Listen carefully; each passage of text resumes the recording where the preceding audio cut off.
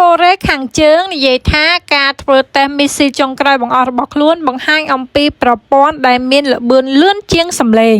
កូរ៉េខាងជើងបាននិយាយការពីថ្ងៃប្រហ័សទី23ខែតុលាឆ្នាំ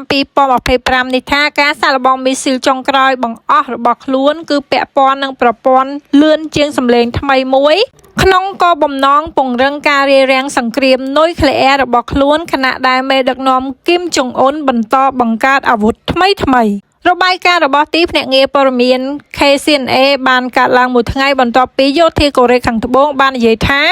ខ្លួនបានរកឃើញកូរ៉េខាងជើងបានបាញ់មីស៊ីលជាច្រើនគ្រាប់ចេញពីតំបន់មួយភាគខាងត្បូងនៃរដ្ឋធានីព្យុងយ៉ាងហើយបាននិយាយថាមីស៊ីលនោះគឺបានហោះប្រហែល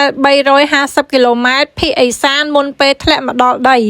ការសាកល្បងនេះគឺបានកាត់ឡើងប៉ុន្មានថ្ងៃមុនពេលដែលមេដឹកនាំពិភពលោករួមទាំងប្រធានាធិបតីសហរដ្ឋអាមេរិកដូណាល់ត្រាំនិងប្រធានាធិបតីចិនស៊ីជីនពីងត្រូវបានគេរំពឹងនឹងប្រមូលផ្ដុំជួបគ្នានៅក្នុងប្រទេសកូរ៉េខាងត្បូងសម្រាប់កិច្ចប្រជុំប្រចាំឆ្នាំនៃកិច្ចសហប្រតិបត្តិការសេដ្ឋកិច្ចអាស៊ីប៉ាស៊ីហ្វិកកងកម្លាំងអាមេរិកនិងកូរ៉េខាងត្បូងបាននិយាយនៅក្នុងសេចក្តីថ្លែងការណ៍មួយថាខ្លួនបានដឹងច្បាស់អំពីការបាញ់ផ្លោងរបស់កូរ៉េខាងជើង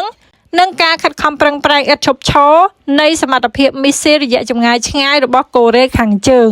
កូរ៉េខាងជើងនៅតែបន្តអភិវឌ្ឍអាវុធរបស់ខ្លួនទោះបីជាសកម្មភាពខុសច្បាប់និងអស្ថិរភាពនៅក្នុងការរំលោភលើការដាក់ទណ្ឌកម្មរបស់ក្រុមប្រឹក្សាសន្តិសុខអង្គការសហប្រជាជាតិក៏ដោយក្នុងរយៈពេលប្រមាណឆ្នាំចុងក្រោយនេះប្រទេសកូរ៉េខាងជើងបាននឹងកំពុងសាកល្បងប្រព័ន្ធមីស៊ីលជាច្រើនប្រភេទដែលមានអាវុធល្បឿនលឿនជាងសំឡេងដែលត្រូវបានរចនាឡើងដើម្បីហោះហើរនៅក្នុងល្បឿនលឿនជាងសំឡេងច្រើនជាង5ដងល្បឿននិងភាពអាចបត់បែននៃអាវុធបែបនេះគឺសំដៅជួយពួកគេគេចពីប្រព័ន្ធការពារមីស៊ីលនៅក្នុងតំបន់